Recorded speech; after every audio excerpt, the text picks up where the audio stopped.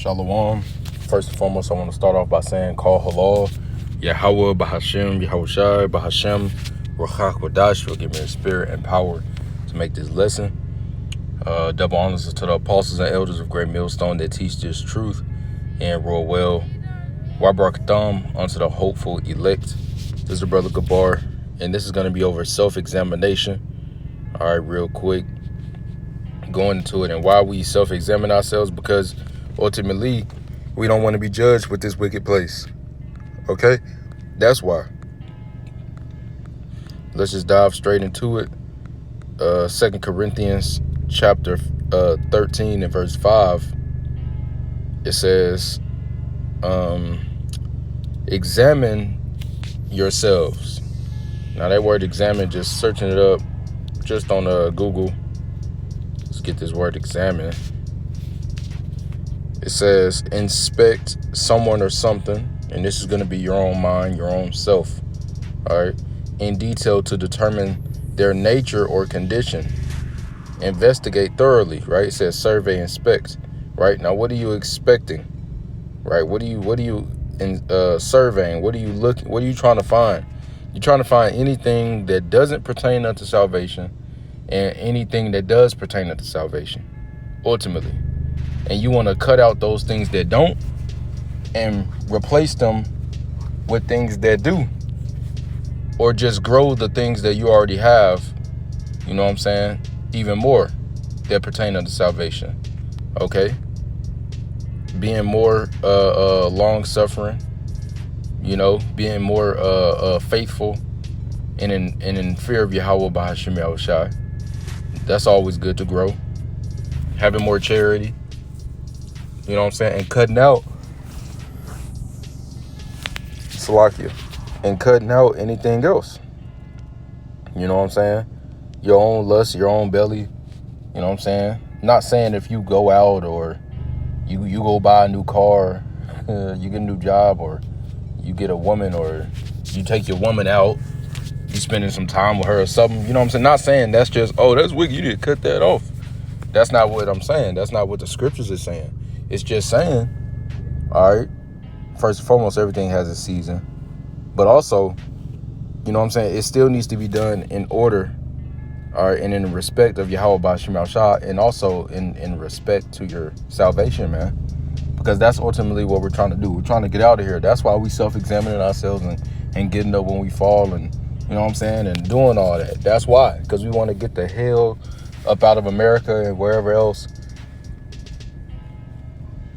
It's lucky, man, Satan, but wherever else, you know what I'm saying, we're scattered, you know. That's why. All right. That's why we self-examine ourselves, so that we may receive salvation at the end of it. Okay. But it says to inspect, similar words right here. It says inspect, study, analyze, review. All right. It also says test the knowledge or proficiency of someone by requiring them to answer a question or perform tasks. Right. It says test, quiz. Right. And Yahweh Bahashem Yahushua, he tests us. He quizzes us. You know what I'm saying? But also, you got to look at yourself in the mirror and call yourself out on your bullshit. You know? You don't want to sit there, you know? You don't want to sit there just doing all this evil stuff thinking you're going to make it, you know? But a good depiction I can, you know what I'm saying, put in your mind is, you know what I'm saying, back in school, where you'll have those two big bubbles, and then in the middle they'll kind of cross intersect. And then on the right you could put salvation, and on the left you could put, you know, yourself, right? And in the middle you could put all the things that pertain unto salvation. When you self-examine yourself, all the stuff you be doing, you know what I'm saying, and even your thoughts, man, your thought process. You know, you could put all the stuff that pertain unto salvation in the middle that you're doing, and all the things you know you need to do all the way on the right side under salvation. And then you put all the stuff that you know you need to stop, you know what I'm saying, on your side that don't pertain to salvation. You know what I'm saying? All right. Not saying you put your job over there like, oh, job, you know what I'm saying, because 8 hours I can't be making a lesson. Nah, man. You know what I'm saying? Talk about, you know what I'm saying, filthiness, sin, You know, anything that's not pleasing to Yahweh Bahashim Yahushua. All right, and you get that bubble in your mind, or you can quite literally write it down. That's fine. You know, and you know what I'm saying. That's your examination. Okay, how do I, you know what I'm saying, increase these similarities according to my salvation? How do I increase those and put off more of these other things? Because that's not going to get me saved. That's what you got to do. Day in, day out, man, as much as possible, so that you shine more and more, right? And you put more of those things that's under salvation into the cross section, and more of the things that's under yourself out of the whole equation. Because you don't want that in there. You know, you just want what pulls you to salvation. All right, now let's grab another scripture. Well, matter of fact, I'm gonna finish this off. Not Sirach, 2 Corinthians 13:5. Examine yourselves, right? That bubble chart I just put in your mind, and you can do it however you want, but as long as you do it, I'm just putting you that in your mind because that's what popped up in my mind just now. All right, examine yourselves whether ye be in the faith. Prove your own selves. Know ye not your own selves, how that Yahushua HaMashiach is in you, except ye be reprobates? Right, man. You ain't just gonna get to the kingdom just, oh yeah, I know I'm making it. Nah, man, it's gonna be work to do. It's gonna be stuff you gotta suffer and sacrifice that you gotta make. And ultimately, you gotta believe through it all. All right. Now let's grab this, and we're gonna grab it in the GNT. Sirach chapter 18 and verse 20 in the GNT, because that's the whole point of why, you know what I'm saying, you really want to self-examine yourself, and you know what I'm saying, all that good stuff. It says, Sirach 18 and 20 in the GNT, examine your own conscience, your mind, before the Lord judges you. Boom. That's why. That's ultimately why you examine yourself, because you ain't trying to catch hell. Now, you're going to catch a form of hell, you know what I'm saying, living in these lives, trying to do what's right, you know what I'm saying? Yeah. But are you going to be in that nuclear fire? Are you going to be torn to pieces by the teeth of wild beasts? Are you going to be hunger stricken unto death? Are you going to suffer famine unto death? You know what I'm saying? Is your wife and your family going to be taken away from you in front of you and raped and tortured in front of you? You tortured? You possibly raped? Because, you know, Esau and Mo, you know? And it's countless, man. It's countless strange operations. Woo. You know? Newly created creatures. The fire from the chariots. The Lord keeping you alive in that fire. Do you honestly want to suffer that? No. Okay, so you self-examine yourself. And the Lord will chastise you, yeah, because we're in the flesh and we fall. And he corrects us. He rebukes us. He corrects us, yeah. But he's still dealing with you as a son. What son he received that he don't chastise? He loved all those that he chastised. You know? And you just got to take it at the end of the day, man. And it's going to be okay. You're going to get through it, man. You ain't going to die. It's like getting a whooping from your parent, man. Ain't you still alive? They ain't kill you. They ain't put you in the chokehold and choke you out. Nah, man. They just whooped you. Gave you some gave you some lashes because they were angry that you did something to cause disgrace upon your family, you and your family, their name or whatever. You being dumb and they want to see you do better, so they chastise you.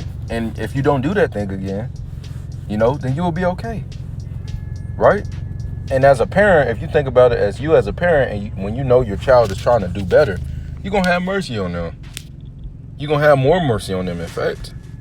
You know, and the scriptures talk about that. You know, let me see if I can pull that up right quick.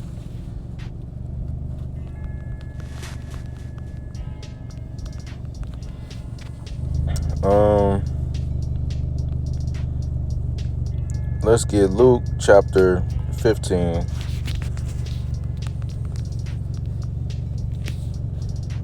In verse, I think it's around 20. Shoot.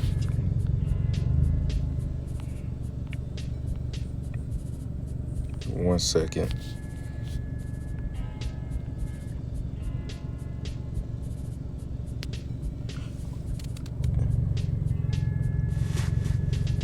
Luke chapter 15 and